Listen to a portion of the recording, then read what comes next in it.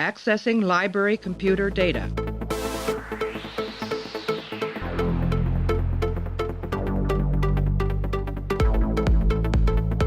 Out there are no saints. Just people. Hey everybody, welcome back to the show. Continuing our coverage of Deep Space Nine, we're up to Progress, which is episode 15 of season 1. This one is directed by Les Landau, written by Peter Allen Fields. It aired back on May 9th, 1993. In this one, Kira deals with a stubborn farmer who refuses to leave his home when he's slated for destruction, or his home is slated for destruction, and Jake and Nog cooperate in a profit-seeking venture. We're joined by Amy. Amy, how are you? Hello. Your first Deep Space Nine episode. I know. You're very nervous. Big deal. Very nervous. And concerned. But yeah, we're going to be talking about Progress, which we just got done watching. And this is kind of interestingly, this is like the first Star Trek Deep Space Nine I've done with someone while Discovery has aired, which is kind of interesting. So it's like a total different shift for me going forward. But we will play an audio clip, and then me and Amy are going to come back and we're going to break down Progress. I stowed away aboard a Cardassian survey vessel, which was making stops all through the Bajoran system. They were looking for possible mining sites. Anyway, when we got here to Gerardo, I overpowered the crew, and I stole whatever I'd need to start building a life here. You overpowered the crew yourself? That was only 6 of them. That was fortunate for me because I was somewhat weakened by the captivity and starvation. Anyway, here I was, the first person ever to settle on this moon. And the only trouble was that I didn't have any kind of farm implements. So, once again, starvation and I were staring each other in the face. I'm not boring you. No, I want to hear who won. All right, so Progress. We are up to episode 15 of Deep Space Nine, season 1. This one has Kira going down to a planet where she's going to try to save a farmer from his ultimate destruction at the hands of this drilling operation that the Bajorans are trying to do. And then we've got a Jake and Nog plotline. I guess kind of a good place to start off is the structure of it. So what was the first thing you asked me when the episode was over? Well, I was just wondering if the subplot was ever going to tie in, or that was something that was on my mind, but it never did. But it was just, I guess, kind of like a lighthearted comic relief, I guess, from the heaviness of Kira's story. Yeah, I guess. I mean, I think that it's something that's different from like the other series, and I guess that would be the reason you would ask the question. Is just kind of like the DS9 does a better job of continuing the stories with characters as they go along, so it's like a little tiny insights into things like this they don't seem like complete stories at the same time as other things, because it feels like they're building this character interaction, and like the season is focused on the growth of like the Jake and Nog friendship and like what they get up to in their spare time and stuff like that. So this is kind of the maybe I'm thinking of it more as a like a TNG. Yeah, like a TNG, exactly. I mean, even still, it's kind of unsatisfying, their plot line. We both laughed because we thought that I didn't really remember what they did. I thought when they traded their self-sealing stem bolts for land, I thought they were going to give the land to the farmer guy. Like they were going to be like, we own this land on Bajoran and you can have it. And they'd learn a lesson because they'd learn to be like, you know, nice to people, and Nog would be upset because they wouldn't get a profit or whatever, like the kind of thing like that. But Nog would have never agreed to it. No, he just wanted latinum. He wanted 5 bars of gold pressed latinum, and I guess it's kind of charming in that you see them, they're like, you know, they're young kids, so they're not particularly good at what they're doing in the trading type thing. And although Jake had some pretty forward-thinking ideas about the value of land. Yeah. He understood that you can build on it. The value can grow over time. Well, Nog had a good point. You can't build anything without bolts, which I guess is true too. But I mean, their thing, thematically, I guess their storyline just ties into the main storyline because the episode's called Progress, right? So they're sort of like, their storyline is all about the progress of getting from point A to point B and then taking point B and moving into point C and stuff like that. Yeah, compromises. And they're a very technical aspect of Progress, which it kind of ties into. And it doesn't really tie into the main storyline too much. It's just more kind of an insight into the Jake and Nog relationship. I think it wraps up kind of silly with them just overhearing Odo talking to Quark about like the one thing that they could use to possibly get out of their situation. And you never actually see them make the money. They just kind of tell Quark about it. And I'd have to assume that Quark screws them over at some point, which would be sort of... Probably. It probably would have been more realistic if they just had to hang on to this useless piece of land and just watch it depreciate over time. Right. That would have been a good life lesson. It goes through a recession or something of the '08 recession, the financial crisis. That's right, no one's buying real estate right now. Nog's retirement funds are wiped out and everyone has to go back to working at the bar. But you said you didn't like the Ferengi. That was the second thing. Yeah, I never liked the Ferengi. I mean, maybe they grow on you over time, but every time there's a scene with a Ferengi, I just like roll my eyes. Well, what would you think in particular? What would you think in? Because I thought there was a couple unique scenes here about the Ferengi where the Quark and Nog interactions were different from anything they've done here before. So the scene at the bar, you mean? Yeah, there's the scene at the start where he chastises chastises Nog, and then like kind of feels bad about it and says he's a good boy, and then at the very end where he kind of realizes what they've done and they put it together. He's kind of like proud and annoyed Quark at the same time. I think so. Yeah, I mean, I think that Quark is it's an interesting episode because it's kind of good for a lot of people in a lot of ways. Like a lot of characters get fleshed out, which is something that's funny watching Discovery right now. I have like the whole nostalgia aspect of watching DS9 because you grow up with it and whatever, and you go back and you look in and you kind of, it settles in like a warm bath or something. Like you're very familiar with it and it's very comfort foody. But the episodes do something that Discovery doesn't really do, which is it has episodes like this, which are purely character stuff, and like the characters actually get a lot out of very limited screen time in a lot of ways. Like Kira gets something out of this episode. Cisco gets something. I think you get a little bit out of him. You get something out of the Bajoran farmer. Jake and Nog, you get something. And even Quark in his scenes, I think, kind of fleshes out his character where he's not, he chastises Nog for being... he doesn't want him to be like his uncle Rom, who's Quark's brother, because Rom is the one who got all the yamak sauce in the first place, and he wasn't able to do anything with it. And Rom has kind of been portrayed as the Ferengi with like the heart over his business dealings. Like he's more, he's kind of a disgraceful Ferengi in that way, at least according to Quark. And so I thought that the stuff you get out of Quark, where Quark is trying to chastise Nog for, doing something silly with the yamak sauce, and then he kind of feels regretful about it. And then it kind of ends with him... They don't really dwell on it, but they show the like appreciation for what Nog and Jake have done, I guess. So it kind of fleshes out the Quark character in a little bit of ways. You didn't think? You didn't enjoy?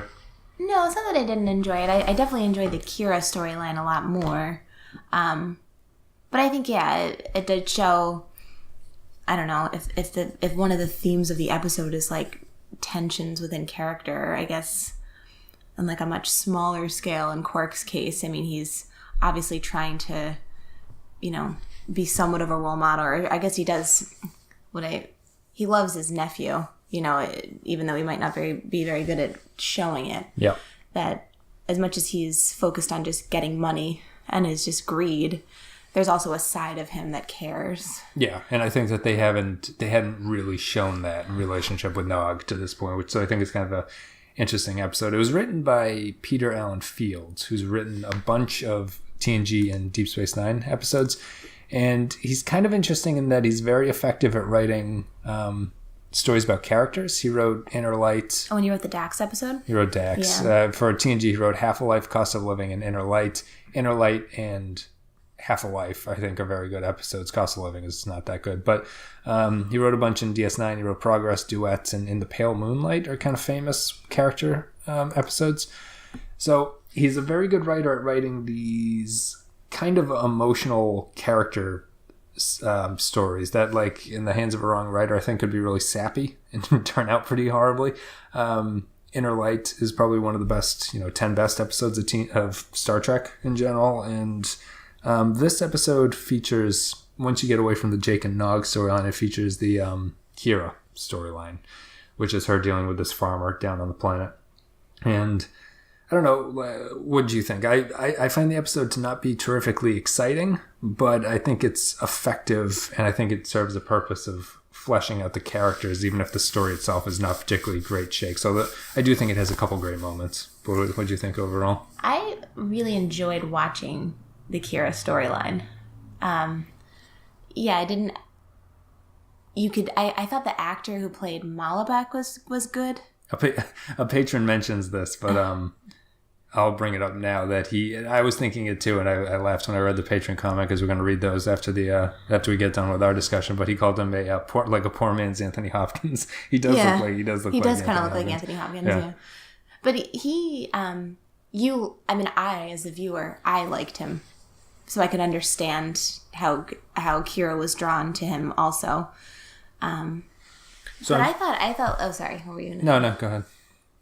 Well, I mean, I just thought the episode did a good job of exploring kind of her evolution. I know I obviously don't watch the show consistently, but like her transition from, I don't know, an extremist fighter or freedom fighter for the Bajorans to being, in a government position where she has to.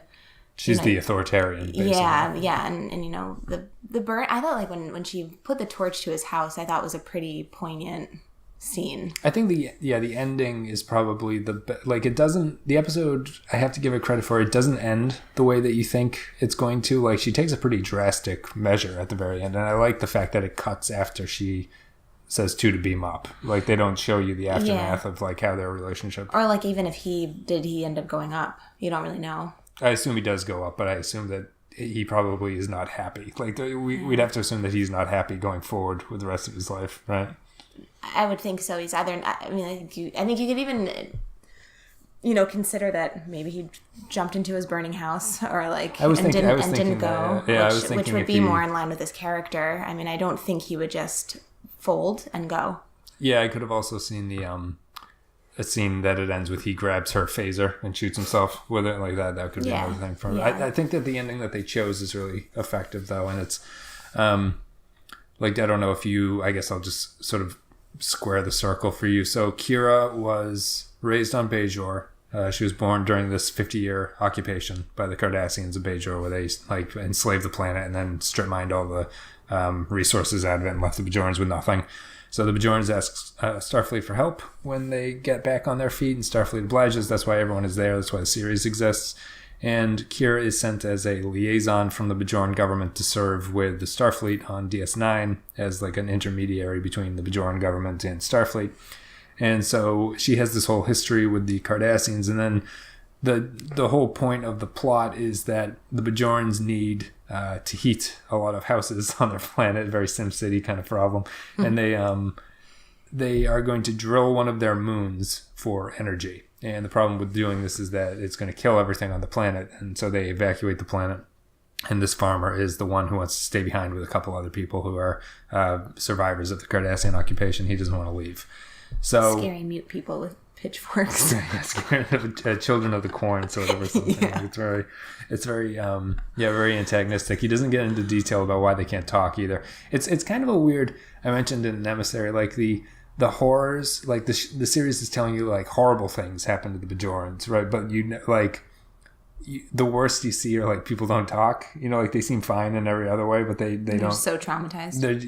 I get the impression that they did something to their vocal cords, or like torture or something. Like there's some, I thought it was more than trauma that was causing them to not talk. But maybe that's my problem, is that they don't seem, when you see the Bajorans, they don't seem particularly downtrodden. Yeah, they were like laughing at dinner and stuff. Yeah, they're very chipper about stuff, even though all this horrible thing has happened. So the problem for Kira is that she is forced to take part as like she's forced to become the Cardassian in this situation, where she's sort of forcing someone else to do something that they don't want to do, and it goes against everything that she fought for. But her conflict is that now that she's a part of this, the authoritarian side, whether or not she should do it or can do it. So did you think that the episode was like effective in explaining that, or did you like, what was your sense of the Kira sort of characterization here? Do you think it makes sense for her to do what she did? Do you think that it was an effective story? Yeah, I think so. And I think the scene with Sisko was particularly good, where he, like, very succinctly, and I like his character a lot. Again, sorry, I don't watch his show a lot, but I thought that scene with him, while short, was pretty effective acting. Where, he's basically like, this sucks. And he completely sympathizes with her plight. He creates a situation for her to stay there because he knows that she needs it, and that she needs to create any kind of peace that she needs to do before she does her duty, which I think he knows deep down that she's going to do her job. Yeah. He's interesting because the episodes early on here sort of like directly contrast him with Picard in a lot of ways. And while I can see Picard sort of extending like sort of leave or changing the situation for people, Picard would be much more regulation bound than Sisko is. Sisko sort of enjoys, or if not enjoys, he's much less like hesitant about bending rules or doing things like the thing with Bashir where it's like, you just tell me what to do. Exactly, yeah. Well, Picard never would have done that. Right. That's not that Picard Crusher relationship. So Picard would have stuck to the regulations, and it would have been more about the sort of, I need to tell you what to do. Picard is always very good at telling other characters kind of like what to do and how they should react to it. And Sisko is different. Sisko leaves it up to Kira, and he enables a situation where she's allowed to make her own decision in this. Yet at the same time, leaves her with a really important lesson where he tells her, like, you chose to be on the other side now. And with that comes great sacrifices. Yeah. And I think it also shows kind of there's a purity to Malabek's character, which is admirable, that he is so willing just to sacrifice his life for his beliefs, that it's black and white. Like he built his home, he basically developed that planet from the ground up. Still building it. Still building his kiln. Just plowing with his fingernail. Although is he an unreliable narrator, because his story of surviving and getting to the planet seemed like it was not. Well, I think that's part of his charm. I think it's supposed to be kind of a tall tale. Don't you think? So yeah, I guess that brings up how it's kind of like an annoying grandfather where he's just like, you'll listen to my story. Well, the day he killed 6. I think he was saying the Cardassians were taking him. I think so. He overtook the ship, even though he was starved and tortured. On a kind of a weird, just trying to figure out like the sort of like, if I were to pick flaws in the plot mechanics, I don't really understand how those people got to the Bajoran moon and the Cardassians just kind of let them live there. Yeah, in a way. Did he? Like why? Well, I mean, why wouldn't they just go up there and capture them again? Yeah, or maybe they just figured they wouldn't survive since it seemed uninhabitable. Yeah, but there was no food, there was no water. They probably just figured that they would waste away, but that's not. They hung on like fanatics, which is like what the Bajorans do. Yeah, I thought for how like ruthless we've seen the Cardassians to be, it was kind of weird that they were just like, just let them live there, because I think he said the 2 mute ones had been there for like 17 years or something, and he had been there for 4, if I'm remembering. Oh, okay, I missed the something timeline. Like that. But going back to the Sisko scene, I think to your point, I think it is an effective episode for her character, because now she has to come to terms with like the contrast to Malabek, where her beliefs are a lot less black and white. There's a lot of gray when when you're in the position that she's in, where if you're going to help, thousands of people on this planet, it's going to come at a sacrifice, and it always does. Yeah. You don't really have to think about that if you're a freedom fighter, because you're just fighting for your mission, right? At all cost. And there's a purity to that, where I think she's lost that, and that like is a big loss for her. And you can like see it at the end of that episode, where she knows that she's lost Malabek, or either he kills himself or he's never going to speak to her again. Yeah. If he goes, So I think it was a lose-lose for her, basically. I think she's being put in like the ultimate political decision, right? Like there's no really good options in what you want to do. And I think that the episode does a good job of the conflict itself seems pretty, to me seems very cut and dry. Like he's saying that there are hundreds of thousands of people who are depending on this moon. So, in the sort of like the goods of the many outweigh the needs of the few. This guy doesn't really have an argument. Like he's being taken off this planet one way or another. Yeah, right? There's no way he can stay. I think Kira gets that. Yeah. But I think when she looks at him, she sees like the fighter that she used to be. Yes. They're both fanatical, and she probably had a healthy dose of fanaticism in her prior to her like post right now. Yeah.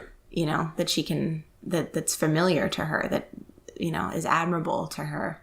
And that's how the Bajorans continue to be. Yeah. So I think, in a way, she probably feels like she's like killing off part of her, like she's killing her own.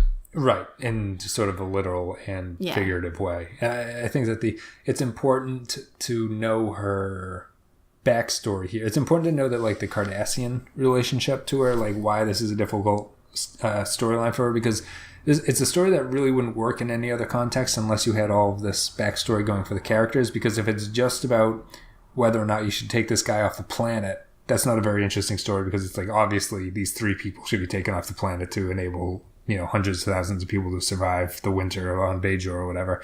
So what they have to do is make it not really about how you're going to get them off the planet, but like the emotional journey of realizing that what you're doing has turned you into the enemy in some kind of a way. Like the good of the people at large is going to cause some people to have to suffer, which, like you were saying, is like the opposite of the freedom fighter movement, where everything that they consider to be doing is probably for the good of Bajor. Mm-hmm. And now she's in the political, like once you've done the easy, quote unquote easy part of fighting your resistance fight, how do you actually govern when that's done with? And I think that the episode does a good job of balancing that. And while it's never in doubt that he's going to leave the planet, it's all about the journey of coming to how you get to that emotional state where you're going to allow or take him away, I suppose, at the very end. Yeah, I'm sure knowing Kira's backstory would make this, would help me understand her character, though. But I do think that the writing for this episode is strong enough that it could stand alone. I mean, for me, even not knowing, I don't know what happened to Kira's family. Does this guy remind her of her father who was killed, or grandfather or something? Doesn't really matter, because, her acting enough and that, like, the way the show was written, helped me see like her pain and her struggle. Yeah. Which was enough for me. Yep. Yeah.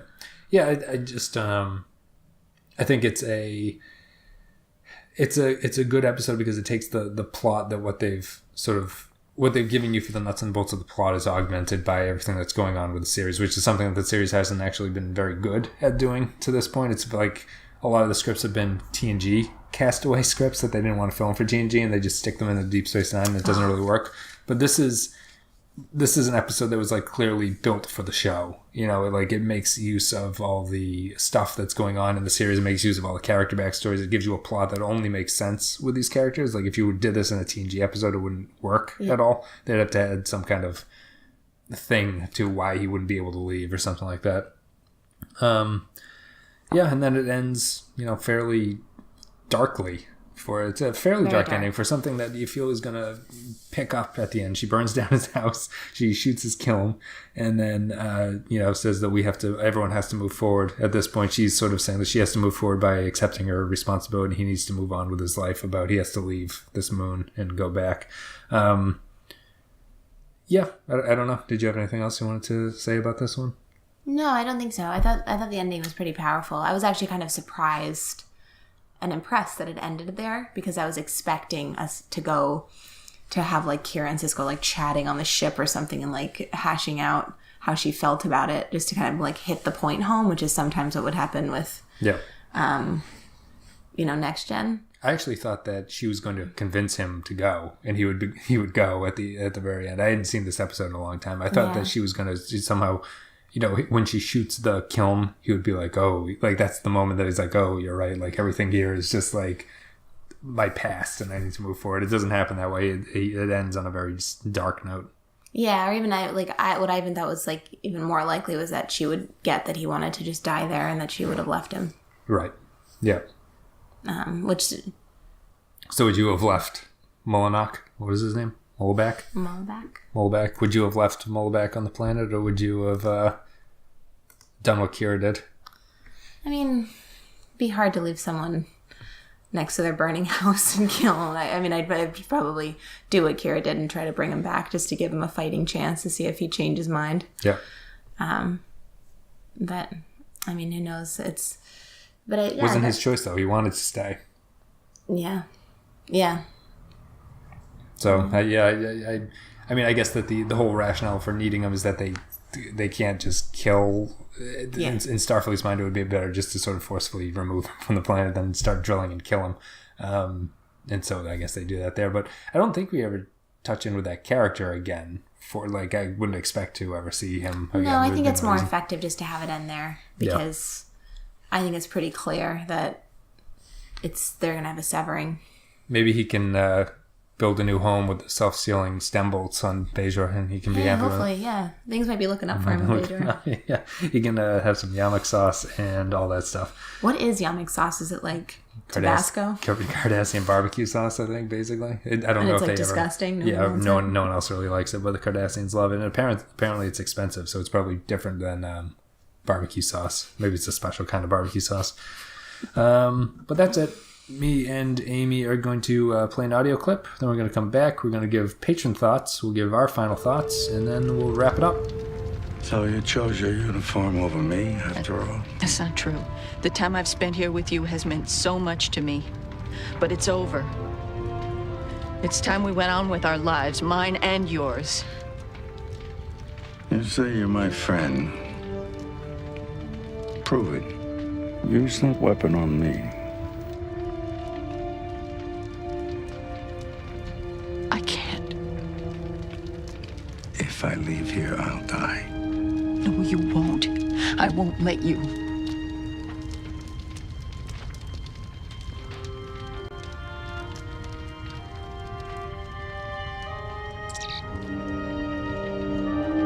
Two to beam up.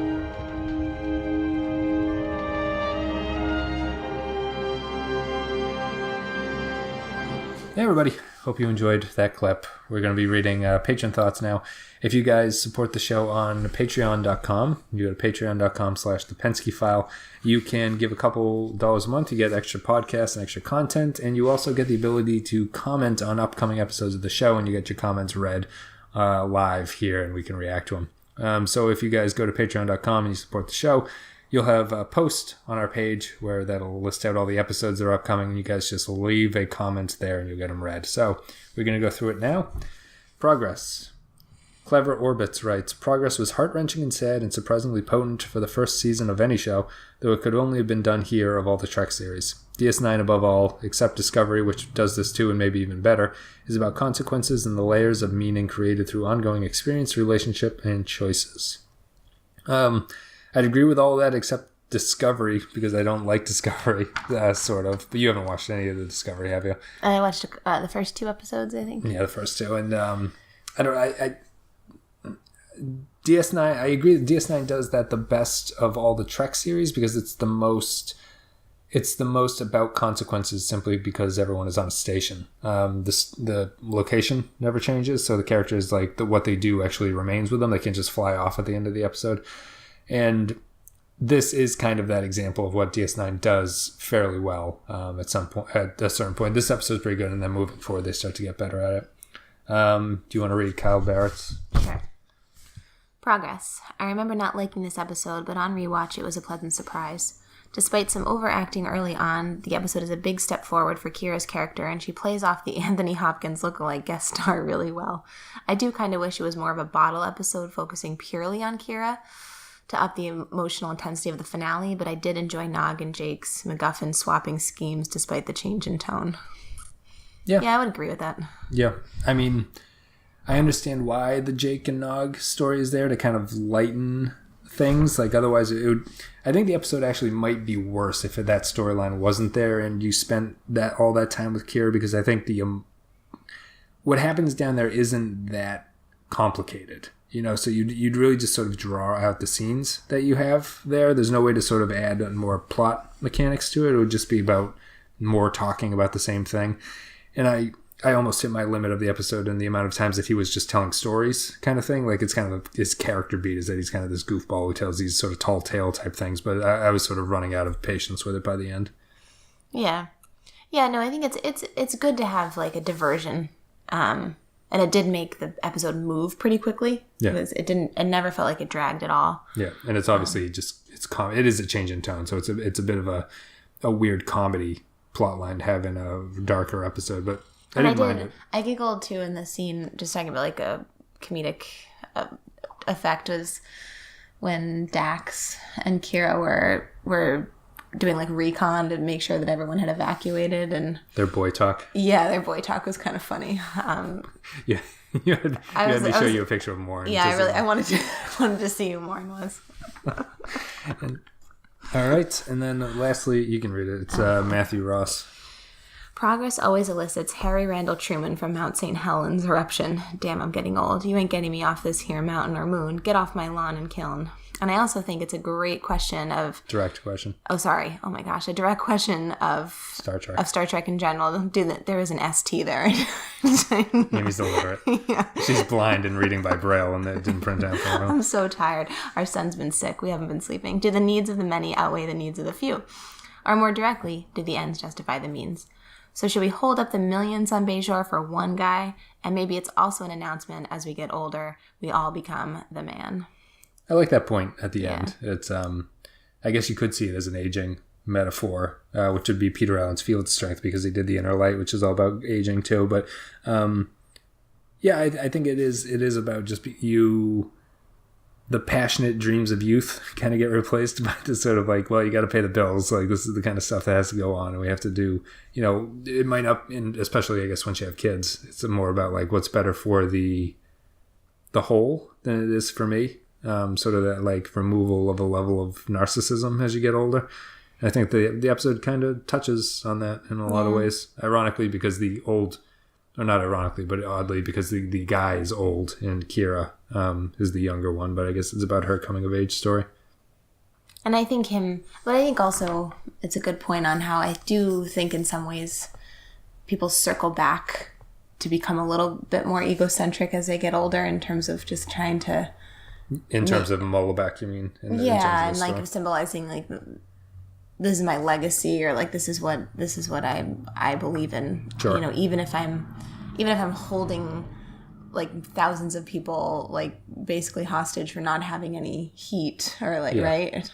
I mean, this is my thing. Yeah, I mean, because it is a selfish outlook in many ways. Mullback's a very selfish character, right? Like because you sympathize with him a lot, but when you think about what he's doing, he's putting his own people in jeopardy. Mm-hmm.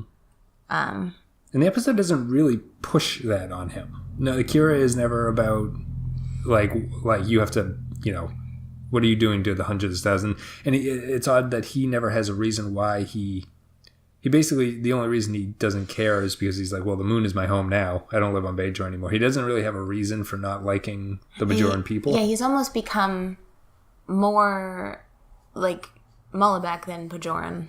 Yes, he's almost become like his own race. He's sort of been away from them for long enough that he kind of forgets everything about it. Or he's probably just been, I mean, I don't know if the Cardassians have dehumanized or, have, stripped away a sense of identity and culture. Like if they're supposed to be kind of this like Nazi-esque race, that, Mullback is just a victim of that. But yeah,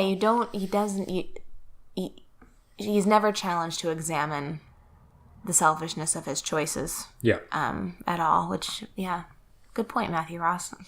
All right, guys. So this is where me and Amy give our final thoughts and we give a rating. So do you want to go first on a scale of 1 to 5? Is it the same rating system as it's TNG? TNG. I think I'd give it like a 3.5 or a 4. I mean, I thought it was pretty strong. I mean, it's still this first season. That was my first question when I asked you, is this still the first season? I think in comparison to Next Gen, the first season, which is just like trash. Yep. This is a pretty strong episode, and how dare you talk about Next Generation though? I like Next Generation. I did not like the first season, but I really liked Sisko's scene. That scene with Sisko and Kira makes me just want to watch this show more for more of that. So I'd give it like a high 3, low 4. Yeah, I think I'd give it a high 3. I don't know if it's a 4 on my scale, because a 4 is like an episode you'd show to somebody. Like you'd be like, oh, you should watch this Deep Space Nine episode. You would. I mean, I enjoyed it, and I don't watch Deep Space Nine. Yeah, I think that's true. I think it's